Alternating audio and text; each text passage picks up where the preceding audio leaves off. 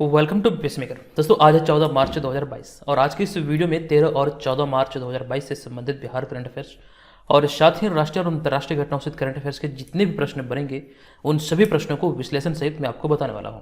ये वीडियो आपके बिहार में आयोजित होने वाले आगामी सभी प्रतियोगी परीक्षा के दृष्टिकोण से महत्वपूर्ण है। आप इस पूरे वीडियो को ध्यानपूर्वक देखिए। वीडियो स्टार्ट करने से पहले हम चलते हैं पिछले वीडियो के प्रश्न पे, जो प्रश्न मैंने आपको पिछले वीडियो में पूछा था। तो पिछले वीडियो का हमारा प्रश्न था कि हाल ही में किसान आंदोलन के जनक स्वामी सहजानंद सरस्वती की कौन सी जयंती मनाई गई है। डिटेल इन्फॉर्मेशन यहां से मैंने आपको दिया था और आपको बताया था इसका राइट आंसर होगा ऑप्शन नंबर बी, यानी कि स्वामी सहजानंद सरस्वती की अभी हाल ही में 134वीं जयंती मनाई गई है। राइट आंसर था हमारा ऑप्शन नंबर बी। और इस पर यह ध्यान है कि जो भी प्रश्न आप लोगों से वीडियो में पूछा जाता है कोशिश कीजिए कमेंट बॉक्स में आपसे लिखें और विस्तार पूर्वक लिखें।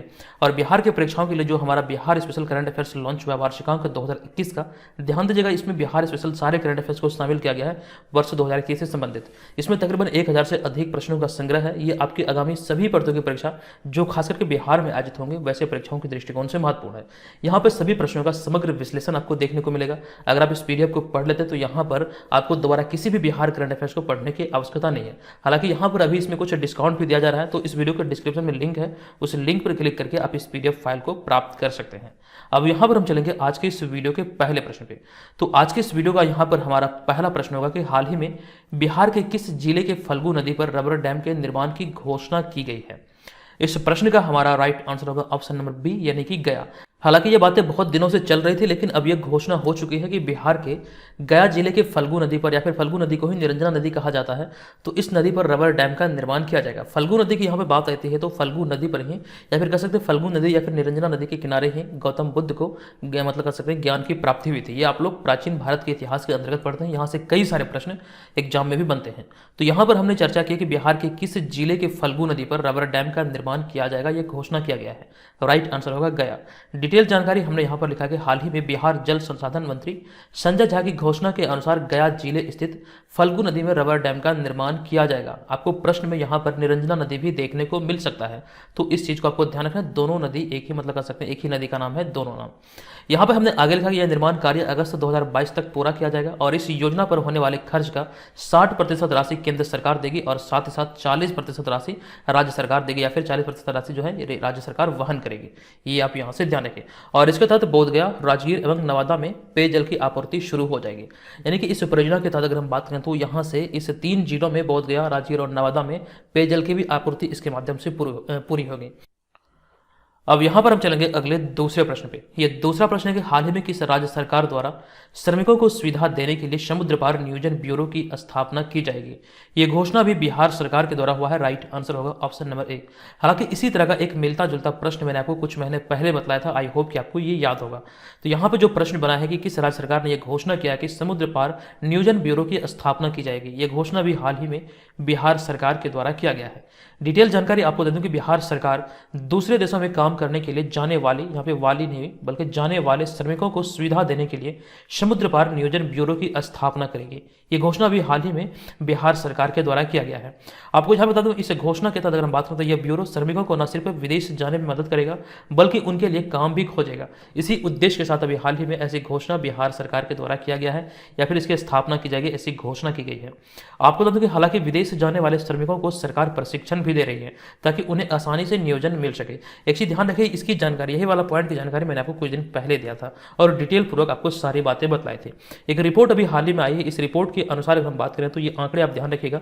नवीनतम रिपोर्ट के अनुसार ई श्रम पोर्टल पर निबंधन के मामले में बिहार जो है ये पूरे देश में दूसरे स्थान पर है। ये भी डिटेल जानकारी ध्यान रखिएगा, यहाँ से मैंने आपको पहले भी प्रश्न करवाए हैं। अगला होगा यहाँ पर हमारा तीसरा प्रश्न। मैं आपको यहाँ पर रोजाना कहता हूँ कि चैनल पर जो भी वीडियो अपलोड होता है आप लोग देखिए, इससे आपको बहुत ज़्यादा हेल्प मिलने वाली है। जो भी दिन यहाँ पर छूट जाता है तो ऐसे दिनों को भी हम यहाँ पर कवर करते हैं और साथ ही साथ इसका क्विज फॉर्मेट जो बीपीएससी मेकर ऐप पर है वो बिल्कुल निःशुल्क है। वहाँ पर भी आप इस क्विज फॉर्मेट को अटेंड कर सकते हैं और वहाँ पर क्विज के माध्यम से अपनी तैयारी का सही तरीके से आकलन भी कर सकते हैं। हालांकि कुछ चीज़ें पेड भी है, लेकिन बहुत सारी चीज़ें ऐसी भी है जो वहाँ पर एप्लीकेशन पर आपको फ्री में मिल जाएगा। तो आप लोग जल्दी से एप्लीकेशन को जरूर डाउनलोड कीजिए, बहुत ज़्यादा आपकी हेल्प होने वाली है। अब यहाँ पे देखिए हम आज के इस वीडियो के तीसरे प्रश्न पे। ये तीसरा प्रश्न को आप इंपॉर्टेंट प्रश्नों की श्रेणी में रख सकते हैं। ये तीसरा प्रश्न है कि हाल ही में मोतिहारी की रहने वाली किस गायिका को दिल्ली में राष्ट्र शक्ति शिरोमणि शिरोमणि सम्मान 2022 से सम्मानित किया गया है? मोतिहारी की किस गायिका को दिल्ली में राष्ट्र शक्ति शिरोमणि सम्मान 2022 से सम्मानित किया गया? और राइट आंसर होगा हमारा ऑप्शन नंबर सी, यानी कि डॉक्टर नीतू कुमारी नूतन इस प्रश्न का राइट आंसर होगा। आपको विस्तार से बता दूं कि हाल ही में बिहार के मोतिहारी की रहने वाली गायिका डॉक्टर नीतू कुमारी नूतन को अंतर्राष्ट्रीय महिला दिवस के अवसर पर दिल्ली में राष्ट्र शक्ति शिरोमणि सम्मान 2022 से नवाजा गया। आप यहां पर इनको इस इमेज में देख सकते हैं। और यहां पर बात आई है अंतर्राष्ट्रीय महिला दिवस की, तो आपको बता दूं कि प्रत्येक वर्ष 8 मार्च को अंतर्राष्ट्रीय महिला दिवस माना जाता है और इसी अवसर पर इन्हें यानी कि डॉक्टर नीतू कुमारी नूतन जो कि मोतिहारी की रहने वाली है और इन्हें अभी हाल ही में कह सकते हैं ये राष्ट्र शक्ति शिरोमणि सम्मान 2022 से सम्मानित किया गया। अब यहाँ पे देखिए आगे लिखा गया यह संस्था यानी कि जो सम्मान दिया गया यह संस्था कला, साहित्य, संस्कृति, सिनेमा, मीडिया, खेल आदि क्षेत्रों में बेहद महत्वपूर्ण योगदान देने वाली उन नारी को सम्मानित करता है जिन्होंने संघर्ष में कठिन राह पर चलकर अपने जीवन की सशक्त कहानी स्वयं अपने हाथों से लिखी हो। तो ऐसे मतलब कह सकते हैं महिलाओं को सम्मानित किया जाता है महिला दिवस के अवसर पर, यानी कि 8 मार्च को। अब यहाँ पे हमारा नेक्स्ट होगा चौथा प्रश्न। यह प्रश्न है कि हाल ही में भोजपुर की किस महिला को अंतर्राष्ट्रीय महिला दिवस पर राष्ट्रपति द्वारा नारी शक्ति पुरस्कार से सम्मानित किया गया? यानी कि 8 मार्च को अंतर्राष्ट्रीय महिला दिवस के अवसर पर भोजपुर जिला के किस महिला को राष्ट्रपति रामनाथ कोविंद द्वारा कह सकते हैं नारी शक्ति पुरस्कार से सम्मानित किया गया? तो इस प्रश्न का हमारा right answer option number D, यानी कि अनीता गुप्ता। आपको बता दूं कि अंतर्राष्ट्रीय महिला दिवस के अवसर पर नई दिल्ली के राष्ट्रपति भवन में आयोजित एक समारोह में भोजपुर की उद्यमी अनीता गुप्ता को प्रतिष्ठित नारी शक्ति पुरस्कार से सम्मानित किया गया है। आप यहां पर इस इमेज में भी देख सकते हैं। आपको बता दूं कि राष्ट्रपति रामनाथ कोविंद ने वर्ष 2020-21 के लिए देश भर के 29 उत्कृष्ट महिलाओं को पुरस्कार प्रदान किया है। आपको ध्यान रखना, इसी क्रम में कह सकते हैं बिहार के भोजपुर जिले की अनीता गुप्ता को कह सकते हैं जो कि उद्यमी है, इस सम्मान से यानी कि नारी शक्ति पुरस्कार सम्मान से सम्मानित किया गया है। और इस पुरस्कार की अगर बात करें तो इससे पुरस्कार स्वरूप एक प्रमाण पत्र और 1 लाख रुपए का नगद राशि प्रदान किया जाता है, ये ध्यान रखिए। नेक्स्ट होगा 5वां प्रश्न। ये 5वां प्रश्न है कि हाल ही में बिहार सरकार द्वारा देश के कितने शहरों में माइग्रेशन काउंसलिंग सेंटर खोले जाने की घोषणा की गई है? ये घोषणा भी हाल ही में बिहार सरकार के द्वारा किया गया। राइट आंसर है ऑप्शन नंबर डी, अर्थात 10 शहरों में, भारत के 10 शहरों में कह सकते हैं माइग्रेशन काउंसलिंग सेंटर खोला जाएगा। ऐसी घोषणा बिहार सरकार ने की है। आपको बता दूं कि हाल ही में बिहार के प्रवासी श्रमिकों की सुविधा के लिए देश भर के 10 शहरों में माइग्रेशन काउंसलिंग एवं रजिस्ट्रेशन सेंटर खोला जाएगा। ये घोषणा भी हाल में बिहार सरकार ने की है और यहाँ पर श्रमिकों के हुनर के आधार पर काउंसलिंग की व्यवस्था होगी।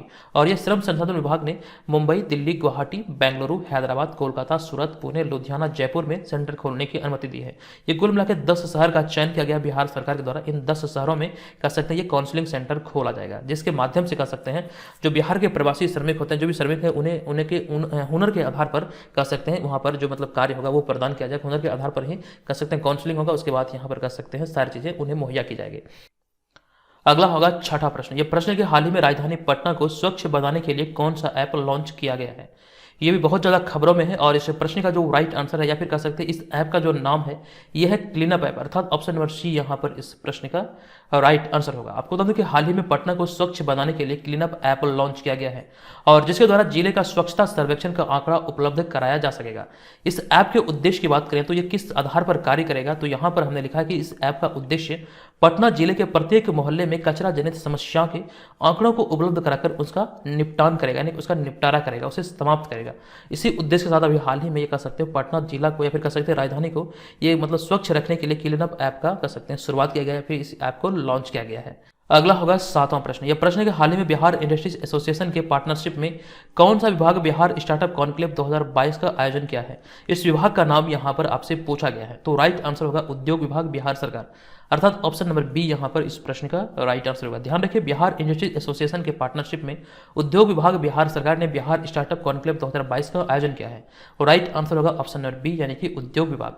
और पटना में 12 मार्च को स्टार्टअप कॉन्क्लेव 2022 का ये आयोजन किया गया था और इस कॉन्क्लेव का आयोजन ज्ञान भवन में किया गया, पटना स्थित ज्ञान भवन में इसका आयोजन किया गया, जिसमें कि देश भर के लगभग 700 युवा स्टार्टअप ने भाग लिया और बिहार सहित देश में स्टार्टअप के भविष्य की योजनाओं पर इसमें चर्चा की गई। इस मतलब कह सकते हैं इस आयोजन में ये सारे मुद्दों पर चर्चा हुई। और आपको यहाँ पर यह ध्यान रखना यह इसका या आयोजन जो होता है ये आयोजन का ये तीसरा संस्करण था जो कि 2022 में ये 12 मार्च को पटना के ज्ञान भवन में आयोजित हुआ है। राइट आंसर होगा यहाँ पर ऑप्शन नंबर बी, यानी कि बिहार इंडस्ट्री एसोसिएशन के पार्टनरशिप में कह सकते हैं उद्योग विभाग बिहार सरकार द्वारा मिलकर ये कह सकते हैं बिहार स्टार्टअप कॉन्क्लेव 2022 का आयोजन किया गया था। नेक्स्ट होगा हमारा यहाँ पर 8वां प्रश्न। यह प्रश्न यहाँ पर है कि हाल ही में किस एयरपोर्ट को एशिया प्रशांत क्षेत्र का सर्वश्रेष्ठ एयरपोर्ट चुना गया है? बहुत इंपॉर्टेंट प्रश्नों की श्रेणी में आप इसे रख सकते हैं। इसका राइट आंसर होगा इंदिरा गांधी अंतरराष्ट्रीय हवाई अड्डा, अर्थात ऑप्शन नंबर बी यहाँ पर इस प्रश्न का राइट आंसर होगा। आपको बता दूं कि हाल ही में इंदिरा गांधी अंतर्राष्ट्रीय एयरपोर्ट को एशिया प्रशांत क्षेत्र का सर्वश्रेष्ठ एयरपोर्ट चुना गया है। यह प्रश्न बहुत इंपॉर्टेंट हो सकता है, लेकिन उससे भी इंपॉर्टेंट ये वाला पॉइंट है, इसको ध्यानपूर्वक देखिए। यहां पर हमने लिखा कि एयरपोर्ट काउंसिल इंटरनेशनल की ओर से वर्ष 2021 के लिए इंदिरा गांधी इंटरनेशनल एयरपोर्ट को यह सम्मान लगातार चौथे वर्ष मिला है। यह लगातार चौथे वर्ष इस हवाई अड्डे को, यानी कि इंदिरा गांधी इंटरनेशनल हवाई अड्डा को, यह कह सकते हैं सर्वश्रेष्ठ एयरपोर्ट चुना गया है। आपको यह ध्यान रखना, एशिया प्रशांत क्षेत्र का यह सर्वश्रेष्ठ हवाई अड्डा चुना गया लगातार चौथे वर्ष। अब यहां पर मैं आपसे एक प्रश्न पूछ रहा हूं, हालांकि बहुत इजी प्रश्न है, देखते हैं कितने लोगों को यह पता है। यह प्रश्न यहां पर यह है कि इंदिरा गांधी अंतर्राष्ट्रीय हवाई अड्डा भारत के किस शहर में स्थापित है। देखते हैं कितने लोग यहां पर सही आंसर करते हैं इसका। नेक्स्ट होगा हमारा 9वां प्रश्न। यह प्रश्न कि हाल ही में किस राज्य ने Skoch state of governance ranking 2021 में शीर्ष स्थान हासिल किया है। यह भी एक बहुत इंपॉर्टेंट प्रश्न है और इसका राइट आंसर होगा ऑप्शन नंबर ए, यानी कि आंध्र प्रदेश।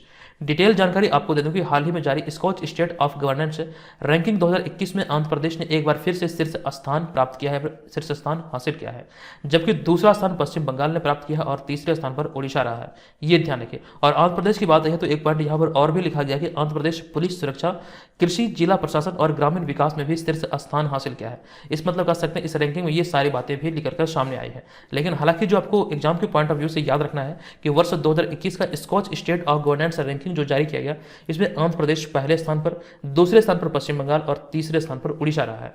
नेक्स्ट होगा हमारा यहां पर 10वां प्रश्न। यह प्रश्न के हाल ही में राजस्थान रॉयल्स का तेज गेंदबाजी कोच किसे नियुक्त किया गया है। इंपॉर्टेंट प्रश्न है, इसका राइट आंसर होगा ऑप्शन नंबर सी, यानी कि लसित मलिंगा इस प्रश्न का राइट आंसर होगा। आपको विस्तार से बता दूं कि हाल ही में श्रीलंका के पूर्व तेज गेंदबाज लसित मलिंगा को 26 मार्च से शुरू हो रहे आईपीएल के आगामी सत्र, जो कि आईपीएल का 15वीं सत्र होगा, 15वीं सेशन होगा, इस सेशन के लिए कह सकते हैं राजस्थान रॉयल का तेज गेंदबाजी कोच नियुक्त किया गया है। आपको ध्यान रखना है राजस्थान रॉयल का इस बार का जो तेज गेंदबाजी कोच होंगे ये होंगे लसित मलिंगा। आप जो यहाँ पर इस इमेज में देख रहे हैं यही है लसित मलिंगा, जो कि कह सकते हैं श्रीलंका के पूर्व तेज गेंदबाज हैं। कुछ चीजें यहाँ पर यह भी लिखेगी कि श्रीलंका की तरफ से तीनों प्रारूपों में, यानी कि T20, वनडे और टेस्ट में, यानी कि तीनों प्रारूपों में 340 मैचों में 546 विकेट लेने वाले मलिंगा राजस्थान रॉयल के तेज गेंदबाजों के साथ काम करेंगे, जो कि अभी हाल ही में कोच के लिए नियुक्त हुए हैं। हमने यहाँ पे आगे लिखा कि आईपीएल में 5 बार के चैंपियन मुंबई इंडियंस का प्रतिनिधित्व किया है। इन्होंने लसित मलिंगा जो कह सकते हैं आईपीएल के टीम में जो शामिल है, ये मुंबई इंडियंस की ओर से खेलते थे और मुंबई इंडियंस जो कह सकते हैं आईपीएल की ट्रॉफी को अपने नाम किया, सर्वाधिक 5 बार अपने नाम किया है। तो ये 5 बार कह सकते हैं इस ट्रॉफी के लिए इस टीम का हिस्सा भी रह चुके हैं। और यहाँ पर देखिए हमने आगे लिखा कि पिछले वर्ष की तरह इस वर्ष भी श्रीलंका के पूर्व कप्तान कुमार संगकारा राजस्थान रॉयल के मुख्य कोच की भूमिका निभाएंगे। यानी कि राजस्थान रॉयल के मुख्य कोच जो होंगे ये होंगे कुमार संगकारा, जो कि श्रीलंका टीम के पूर्व कप्तान रह चुके थे।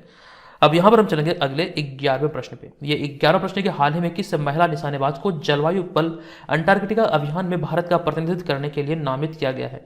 बहुत ज्यादा खबरों में आप इसे इंपॉर्टेंट प्रश्नों की श्रेणी में रख सकते हैं। इस प्रश्न का हमारा राइट आंसर होगा ऑप्शन नंबर बी, यानी कि आरुषि वर्मा। डिटेल में बता दूं कि हाल ही में आरुषि वर्मा को 2041 जलवायु बल अंटार्कटिका अभियान में भारत का प्रतिनिधित्व करने के लिए चुना गया है। और राइट आंसर ध्यान रखिए आरुषि वर्मा। और यहाँ पे आगे लिखा गया वह पिस्टल और ट्रैप शूटिंग में राष्ट्रीय स्तर की निशानेबाज है। यानी कि आरुषि वर्मा की अगर बात करें तो वह पिस्टल और ट्रैप शूटिंग स्पर्धा में कह सकते हैं राष्ट्रीय स्तर की निशानेबाज है। और यहाँ पर नेक्स्ट पॉइंट हमने लिखा है प्रियंका नुकट्टी के बारे में, जो कि ऑप्शन नंबर ए में यहाँ पर आप देख रहे हैं। तो इनके बारे में हमने ये लिखा कि हाल ही में प्रियंका नुकट्टी 23वीं भारतीय महिला ग्रैंड मास्टर बनी है। और साथ साथ इला लोथ के बारे में कल वाले वीडियो में मैंने आपको जानकारी दिया था। तो हाल ही में इला लोथ को नारी शक्ति सम्मान से पुरस्कृत किया गया था। ये जानकारी हमने पिछले वीडियो में आपको डिटेल में दिया था। नेक्स्ट होगा 12वां प्रश्न। ये 12वां प्रश्न है कि हाल ही में किस शहर में भारत का पहला महिला स्वामित्व वाला औद्योगिक पार्क खोला गया है। राइट आंसर होगा भारत के किस शहर में, तो इसका right answer option number D, यानी कि हैदराबाद में। आपको बता दूं कि हाल ही में भारत का पहला कह सकते हैं पहला महिला स्वामित्व वाला औद्योगिक पार्क हैदराबाद में खोला गया है। और इस पार्क का उद्घाटन तेलंगाना के उद्योग मंत्री के.टी. रामाराव ने किया है। राइट आंसर होगा हैदराबाद। नेक्स्ट होगा 13वां प्रश्न। ये 13वां प्रश्न है कि हाल ही में किस राज्य सरकार द्वारा आम योजना और बहिनी योजना की शुरुआत की जाएगी। यह घोषणा अभी हाल ही में हुई और इस प्रश्न का हमारा राइट आंसर है ऑप्शन नंबर बी, यानी कि सिक्किम इस प्रश्न का राइट आंसर होगा। आपको बता दूं कि हाल ही में सिक्किम के मुख्यमंत्री प्रेम सिंह तमांग ने यह घोषणा की है कि राज्य सरकार जल्द ही आम योजना लागू करेगी। आम योजना लागू करने के साथ ही एक और चीजें हैं जो कि आपको यहाँ पर आगे बताने वाला हूँ। नेक्स्ट पॉइंट में अब यहाँ पर देख सकते हैं कि साथ ही बेरोजगार महिलाओं की सहायता के लिए एक बहिनी योजना की भी शुरुआत की जाएगी। आम योजना और बहिनी योजना की शुरुआत को लेकर अभी हाल ही में घोषणा की गई है सिक्किम के मुख्यमंत्री प्रेम सिंह तमांग के द्वारा। अब यहाँ पर अगर हम बात करें बहिनी योजना के अतिरिक्त आम योजना के उद्देश्य की, तो आम योजना का उद्देश्य राज्य में गैर कामकाजी माताओं के बीच बचत की आदत पैदा करना है, इसका यह उद्देश्य है और इसीलिए सरकार उन्हें उनके बैंक खातों में सालाना 20,000 रुपये प्रदान भी करेगी। ये सारी घोषणाएं अभी हाल ही में हुई है। तो दोनों योजना का उद्देश्य याद रखिए। जो यहाँ पर मैंने बहिनी योजना के बारे में बताया, ये योजना का उद्देश्य है कि मतलब राज्य में बेरोजगार महिलाओं की सहायता करना, और साथ साथ यहाँ पर जो आम योजना है उसके बारे में भी यहाँ पर मैंने आपको बताया।